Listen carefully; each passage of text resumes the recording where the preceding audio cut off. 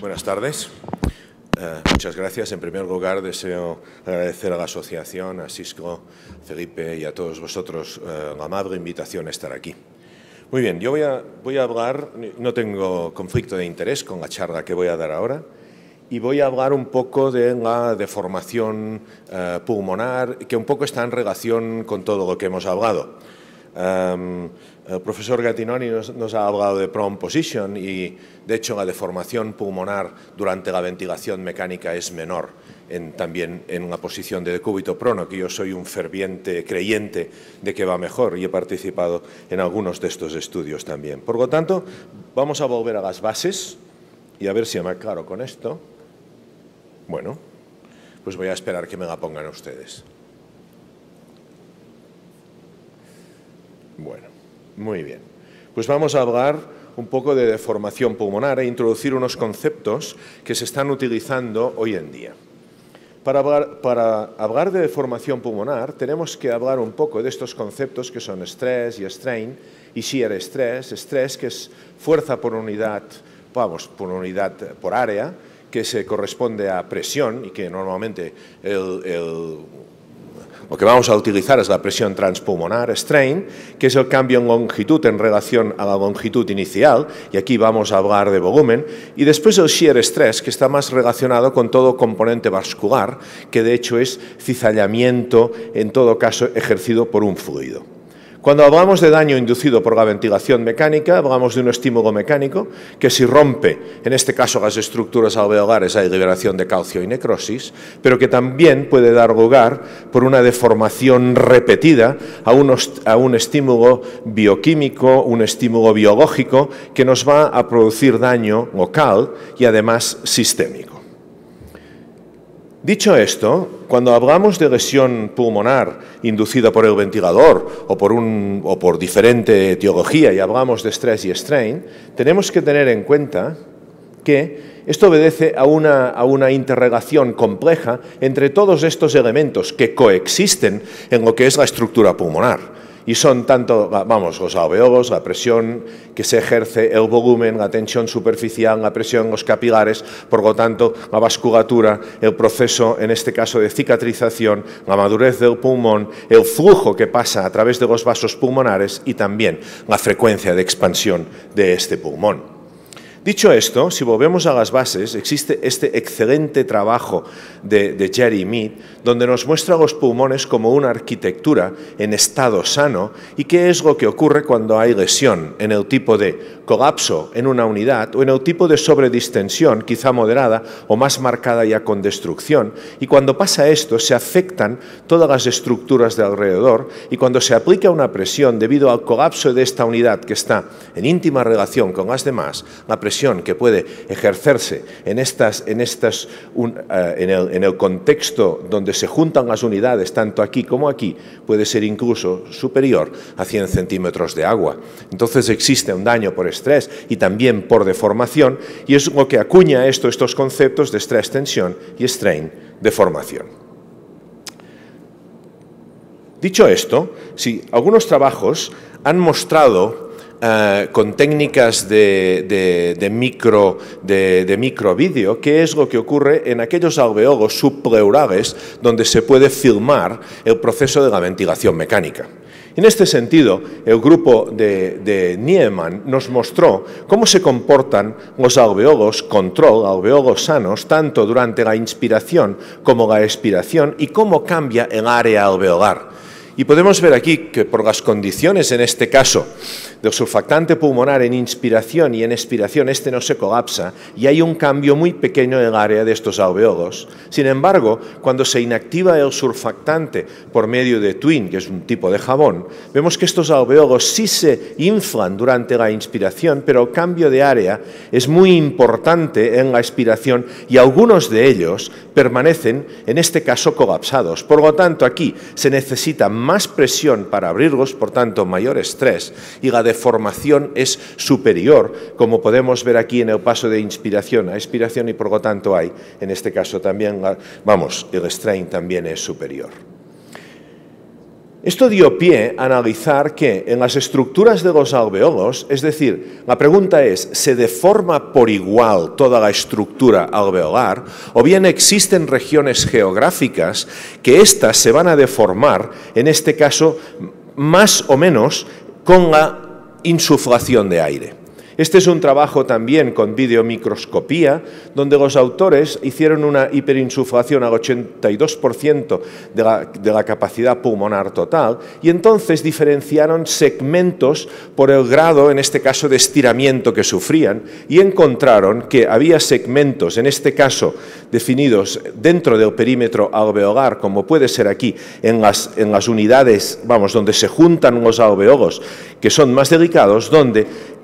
se deformaban un 25% más que el inicial, mientras otros esto ocurría solo en un 5 o un 7%. Por lo tanto, cuando estamos hablando de la lesión inducida por el ventilador en un pulmón que está lesionado, hay segmentos de los alveolos que en todo caso serán susceptibles de lesionarse antes porque se están deformando más. Y esto es un concepto muy interesante, donde también aplica si existe geográficamente una predisposición, en este caso, a que estas partes se lesionen antes, también en tiempo se van a lesionar antes. Este es una imagen de laboratorio que tomamos con John Hotchkiss y Gaston Murias, donde en un modelo de pulmón de conejo perfundido y aislado aplicamos en unas condiciones de ventilación lesiva, en este caso, y observamos que, a diferencia frecuencia respiratoria, este pulmón ganaba más peso, se llegaba antes a este punto de fallo vascular, simplemente porque la frecuencia respiratoria era más elevada. En un estudio muy bonito, el grupo de Luciano Gattinoni lo planteó distinto, en este caso en animales, creo que era en ratas, que aplicó una presión de 43 centímetros de agua, que es una presión lesiva sin PIB, y en estos animales los protegió con PIB de 3 y PIB de 6 y calculó el tiempo en minutos para que la elastancia subiera a un 150% de la elastancia, en este caso basal, y cuando estos pulmones no estaban protegidos por PIB, es decir, en 20 minutos ya el pulmón estaba totalmente lesionado, cuando con la misma presión sí estaban protegidos, en este caso por PIB. Por lo tanto, en estos mecanismos de deformación tiene mucho que ver también la intensidad o la frecuencia de veces que estemos, en este caso, tratando a estos pulmones. Bien, esto es interesante porque antes ya se ha venido hablando de ello y quizá estos son los primeros estudios que relacionan la apertura y cierre cíclicos de los alveolos y también el strain con el porcentaje de pulmón reclutado. Esta es una imagen que podemos ver aquí, que es la apertura y cierre cíclicos de pulmones con alta reclutabilidad y baja reclutabilidad, en este caso divididos por las distintas regiones, tanto cefalocaudales, y podemos ver aquí que hay lesiones regiones que se reclutan más, y aquí tanto el strain como en este caso el apertura y cierre cíclicos están divididos por el potencial porcentaje de reclutamiento del pulmón y podemos ver que aquellos pulmones que reclutan más, probablemente porque la infiltración es 4 cuadrantes, etcétera, presentan mayor, en este caso, apertura y cierre cíclicos, mayor mortalidad y también mayor strain. Y este es un tema importante porque nos está diciendo que aquellos que reclutan más se mueren, más no. Probablemente, es decir, si más reclutan, es que son pulmones más graves, la afectación es mucho más amplia y van a estar sometidos a más procesos de deformación. Cuando esto se analizó por algunos grupos, una crítica era que, utilizando volúmenes corrientes a predicted body weight, los pacientes con capacidad residual funcional están expuestos a deformaciones más largas que aquellos con una capacidad residual más normal y que, por tanto, en esta definición tiene que incluirse el volumen inducido por reclutado por la PIP y también al BT a que están sometidos. Ahora que se están manejando estos pulmones con BT bajo, quizá esta tenga menos importancia, pero sí el reclutamiento. Y esto fue analizado en un modelo matemático también por el grupo de Gattinoni, donde midió en lung strain, y aquí tenemos el delta de presión transpulmonar en pulmones que sí reclutaron, y podemos ver que en este modelo, cuando el pulmón recluta, el estrés es el mismo y entonces baja también el strain. En otras palabras, la deformación pulmonar en este caso es menor, con lo cual probablemente pues, la posibilidad de que se lesione más disminuye. Dicho esto, con Guillermo hicimos una revisión en esta revista donde hablábamos un poco de este papel crítico de la deformación, en este caso del tejido pulmonar, y nos atrevimos, esta es la palabra, a hacer esta especie de gráfica de lo que pasaría en un paciente que recluta y en un paciente que no recluta en condiciones similares de volumen corriente, teniendo en cuenta que la inestabilidad alveolar puede aumentar el strain. Entonces vemos que si un paciente recluta, es decir, se incrementa la capacidad residual efectiva, en este caso por el reclutamiento, se va a mover con el mismo volumen corriente a una zona más segura comparado con este que no recluta, que entonces, en este caso, por el efecto de incrementar el volumen, va a someterse a deformaciones más importantes del pulmón y quizá pueda lesionarse más.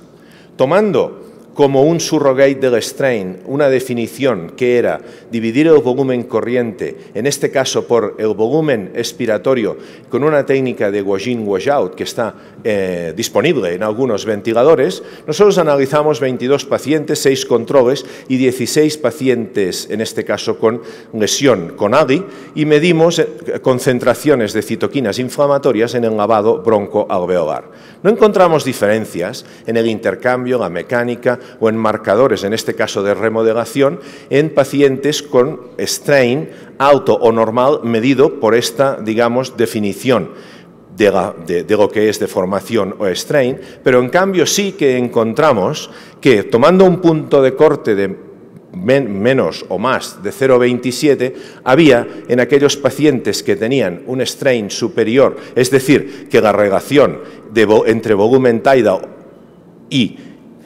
volumen a fin de expiración era más favorable a volumen corriente porque reclutaban menos, presentaban inflamación en lo que era el lavado broncoalveolar. Por lo tanto, a mayor deformación, medida como ustedes quieran, pero la posibilidad de incrementar la lesión en el pulmón, en este caso podría ser superior. Dicho esto, hay otros ejemplos también que nos introducen en lo que es la aplicación de la evidencia y decir, de acuerdo, vamos a aplicar la evidencia que nos indica cómo tenemos que ventilar, pero dentro de esta pueden existir muchas posibilidades. Y voy a analizar dos trabajos. Y el primero es este, del grupo de Marco Ranieri, donde en pacientes ventilados con la estrategia del RIDS-NET, que es BTD6, y una plató inferior a 30, cuando miran la sobredistensión por el CT scan, encuentran un grupo que es menos protegido porque presenta a fin de inspiración y también a fin de expiración algunas regiones que están sobredistendidas comparado con este grupo más protegido donde no se aprecia esta sobredistensión o hiperinsuflación. Entonces, cuando ellos analizan algunos parámetros, encuentran que la presión plató en el grupo menos protegida es más alta y también podemos ver aquí que en plasma la presencia de IL-6, que es una proteína inflamatoria, en este caso es más elevada. Este es un mensaje que nos dice que a pie de cama sí que tenemos quizá que poder ajustar estos parámetros, aunque estemos utilizando, en este caso, la ventilación protectora. Y también aquí un dato importante es que estos pacientes tenían algo más de PIB. Probablemente aquí la clave esté quizá en bajar un poquito más el volumen corriente, pero esto ya es una decisión que como clínicos tenemos que tomar ahí. Otros investigadores han utilizado el concepto criticado del stress index, que es que en condiciones de volumen control a flujo constante y el paciente totalmente adaptado, vemos aquí que el flujo es constante, la variación, en este caso de la forma, de la curva, de la presión, nos indica si el pulmón a fin de inspiración abre o cierra, o está presentando sobredistensión. ¿Esto por qué? Porque se está midiendo esto cuando el incremento de volumen es lineal. Por lo tanto, a mismo incremento de volumen, menos presión a fin de inspiración, o a mismo incremento de volumen, más presión a fin de inspiración. Esto se traduce en un cálculo matemático que se denomina el Stress Index, y aquí se lo muestro en un sistema automático. Obviamente, esto funciona en condiciones de que la estancia de la caja torácica es normal y que el paciente no presenta derrame pleural, que a veces cuesta de saber si esto es así, si no hay técnicas que se puedan medir. De todos modos, el grupo, en este caso, una vez más, de Grasso y colaboradores, nos mostró en pacientes que, una vez más, tomando los parámetros del grupo del RADSNet de BTD6 y presión plató inferior a 30 y usando los criterios de PIP ajustada, en este caso, a la PO2 y a la FiO2, dividió los pacientes en tres categorías. El paciente que abría y cerraba, aquí lo podemos ver también, es decir, open and close, el paciente que era protectivo total y el de sobredistensión, y encontró una mayoría de pacientes que presentaban sobredistensión y en este caso adecuó la ventilación según el Stress Index, que comportó disminuir la PIP, como podemos ver aquí, y estos pacientes mejoraban la distensibilidad y también, no, exactamente aquí, mejoraban también la PaCO2, lo cual hizo concluir que quizá podían mejorar el espacio muerto fisiológico, y también cuando midieron, en este caso también la IL6 en plasma, era inferior. Por lo tanto, es decir, esto a pie de cama, si reúne todas estas condiciones, podemos probar qué es lo que pasa, y si vemos que, es decir, este parámetro, que es el espacio muerto fisiológico, nos mejora, a lo mejor, entonces sí que es una buena herramienta que podemos utilizar, porque podemos mejorar, en este caso, el estrés. Y solo una diapositiva para hablar aquí del componente, en este caso, de la elastancia de la caja torácica. Este es un trabajo experimental donde cumplen los criterios de ventilación protectora y ellos utilizan un límite de 25 como límite superior fisiológico de la presión transpulmonar, que lo dicen que es el máximo que puede tener un paciente con distrés, y entonces asumen que una elastancia normal tiene que ser de 0,2, que es la chest wall dividida, en este caso por la del sistema respiratorio, a una presión de 30. Fíjense que el volumen corriente aquí es el mismo y son tres grupos, uno con normal y los otros dos con rigidez de la caja torácica. Aquí vemos las elastancias, los podemos ver aquí, esta es de la caja torácica y aquí vemos que la elastancia está muchísimo más elevada, y esto comporta que en este con normal la presión plató sea de 30, la presión en este caso transpulmonar 25 y a una PIP de 16, el pulmón está razonablemente en este caso abierto y tiene unos parámetros normales. Sin embargo, cuando existe rigidez de la caja torácica y no se tiene en cuenta la influencia de esta elastancia porque estamos midiendo simplemente la presión alveolar, nos encontramos que este paciente a una presión plató del sistema respiratorio de 30 presenta para este volumen corriente un colapso muy considerable y por lo tanto lo que hay que hacer aquí es medir lo que es esto y en todo caso tolerar presiones plató de 44 para obtener una presión transpulmonar de 25 que es la misma de aquí con la elastancia normal de la caja torácica a fin de obtener un patrón en el CT scan similar de lo que es la distribución de la ventilación y de reclutamiento del pulmón también. Eso sí, si no disponemos, en este caso a pie de cama, del surrogate de la presión transpulmonar, en este caso, que sería, bueno, la presión pleural, que sería la esofágica, tenemos que tolerar presiones plató de 44. Por lo tanto, y PIP de 24. Esto, llevado a la práctica clínica, es lo que hizo el grupo de Daniel Talmor, donde dividió pacientes en dos grupos. En un grupo, el grupo control, donde siguió las normas del RADSNet, y en otro grupo donde se guiaba la ventilación siempre a BTD6, basado en que la presión, en este caso lo vemos aquí, para leerlo concretamente, es la presión transpulmonar a fin de expiración fuera superior a 0, es decir, que no hubiera presiones negativas a fin de expiración. Con esto, lo que hizo fue que el grupo donde guió la ventilación por la presión esofágica presentó mejor oxigenación, mejor compliance y aunque la mortalidad era un parámetro secundario, presentó mejor mortalidad. Cuando examinamos las gráficas que están en el material suplementario, aquí tenemos lo que es la presión en la vía aérea, aquí tenemos la presión esofágica y aquí tenemos la transpulmonar y aquí está el cero y vemos que este paciente clarísimamente a fin de expiración este valor es negativo, lo que nos indica que en la región que esto esté midiendo, que es una de las limitaciones o la crítica de este estudio, se produce apertura y cierre cíclicos. En estos pacientes la ventilación guiada por la presión esofágica era aumentar el nivel de PIB hasta un punto que la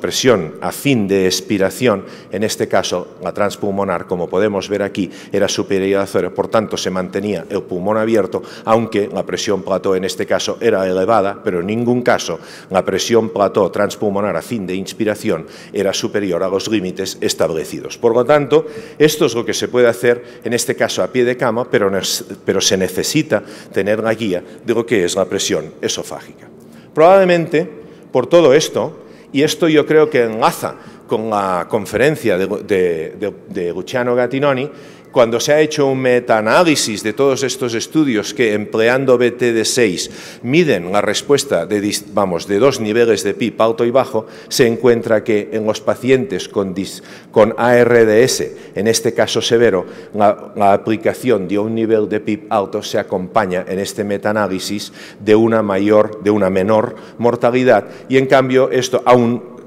no es significativo, pero ocurre lo contrario en pacientes sin distrés, es decir, en pacientes con AGI. Es decir, en otras palabras, quizá la interpretación clínica es paciente que está ventilado con un BT bajo, es decir, con un estrés bajo, si la PIB alta modula un poco la deformación o limita la deformación y en este caso el pulmón se lesiona menos. Y la segunda parte de esta charla un poco, debo de tener el tiempo por aquí, sí, aquí lo veo, va dirigida un poco al tema vascular, que yo creo que está algo olvidado, ¿no? Estos son los primeros estudios del grupo de West, donde nos mostró unas excelentes fotografías de microscopía electrónica por scan, donde nos mostró, esto es un alveolo y esto es unas lesiones en la parte epitelial, donde vemos aquí que asoma un glóbulo rojo, aquí se ve mejor, esta es una imagen de John Hotchkiss, esto que asoma aquí es un glóbulo rojo y esto es lesión inducida, en este caso por la ventilación mecánica, pero en este caso es simplemente por elevar la presión, en este caso transmural, elevando lo que es, podemos ver aquí, la presión en el componente vascular. Cuando esto se realizó en condiciones de volumen pulmonar elevado, como podemos ver aquí, las fracturas que aparecían tanto en el endotelio como en el epitelio eran muy elevadas, que lo llama breaks, el número de fracturas que aparecían. Por lo tanto, en condiciones de no ventilación, también el componente vascular puede ser importante. Y esto obedece a que, si examinamos, esto es tomado de esta publicación, es decir,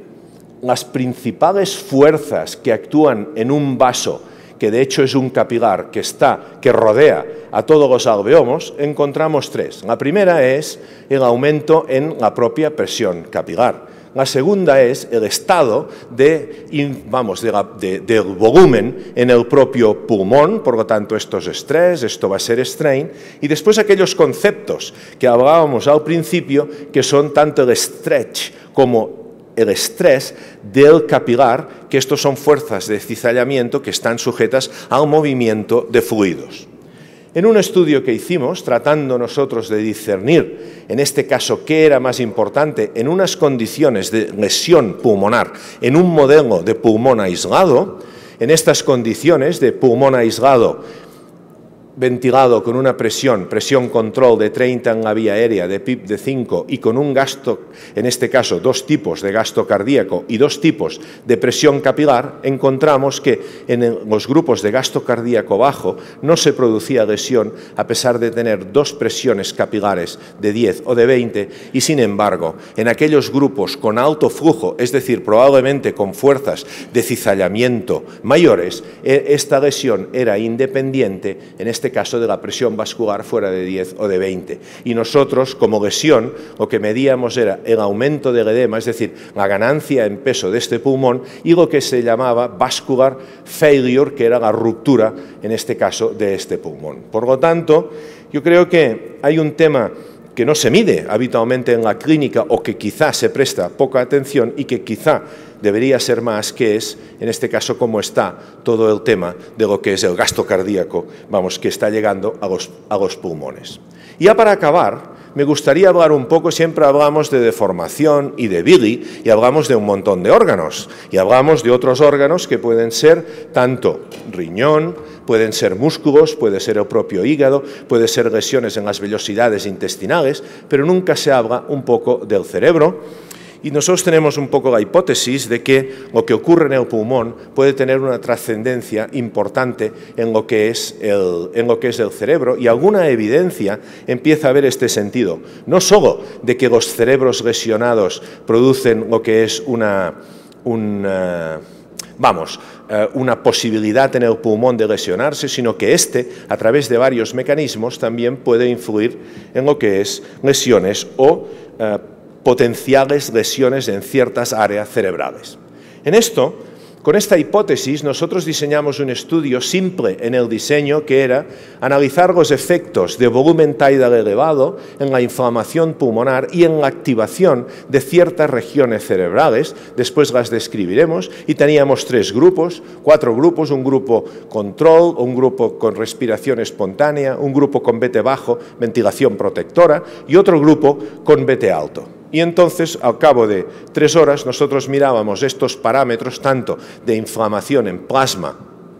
como en pulmón, pero también el CFOS, que es un early gene, que si se activa, en este caso determina, en todo caso, pues procesos de inflamación en el cerebro. Y fue curioso porque cuando analizamos áreas específicas que están relacionadas con los trastornos neurocognitivos de los pacientes en intensivos, encontramos lo siguiente. Analizando la amígdala, cuyas funciones son, es decir, de comportamiento, estado emocional y de housekeeping, actividades de control, pero que la lesión lo que produce es lesiones cognitivas, encontramos, esto sería inmunohistoquímica y esto es técnica de Cresil, que en aquellos pacientes, el CFOS,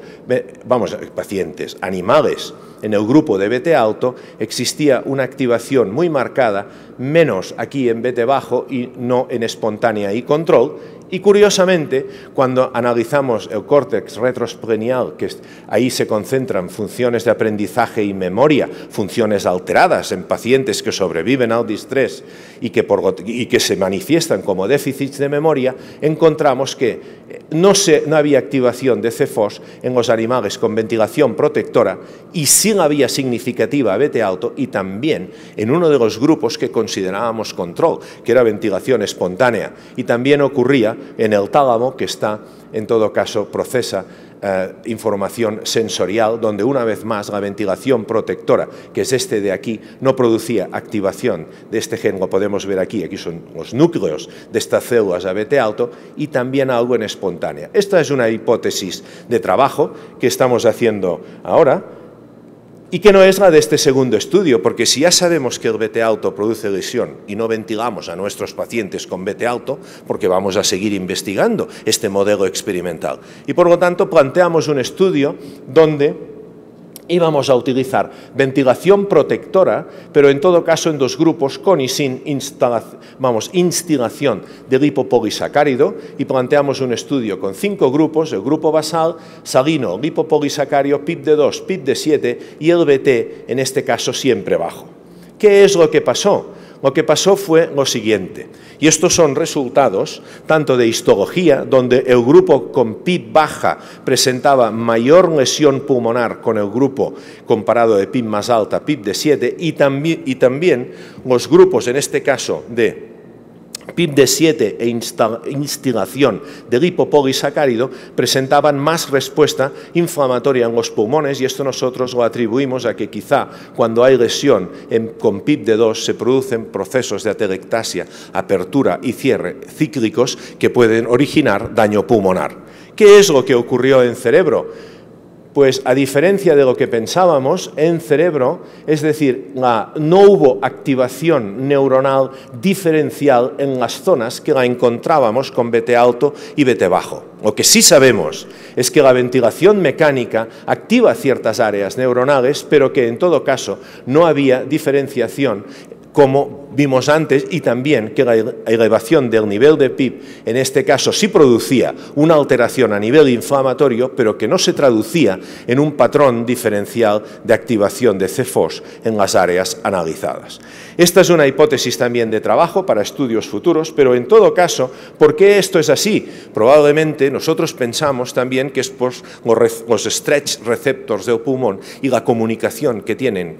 en el cerebro a través, en este caso, de las vías aferentes. En conclusión, la deformación pulmonar, es decir, es importante conocer los mecanismos porque, a pesar de que utilicemos estrategias ventilatorias protectoras, quizá estas se puedan refinar, por lo tanto lo tenemos que entender. La lesión pulmonar puede resultar de la sobredistensión, pero también de reclutar, es decir, en zonas no aireadas, de la apertura y cierre cíclicos, y ambas pueden coexistir en el distrés respiratorio, por lo tanto hay que prestar atención. La PIB alta puede lesionar de sobredistensión en el pulmón no dependiente. La PIB baja puede causar lesión porque, es decir, puede producir, colapso alveolar y apertura y cierre cíclicos en ciertas unidades, y la complejidad de este modelo pensamos que puede ser o se aumenta cuando incluimos cofactores como es la hemodinámica o también la lesión del pulmón a otros órganos que muchas veces no se tiene presente. Yo me he olvidado la diapositiva de Andrés del Congreso del 2014 y les he puesto una bonita imagen del Pirineo catalán para agradecerles su atención en esta charla, pero sobre todo no se olviden de venir a Madrid en junio del 2014 en el Congreso Panamericano en el que están todos ustedes invitados. Muchísimas gracias.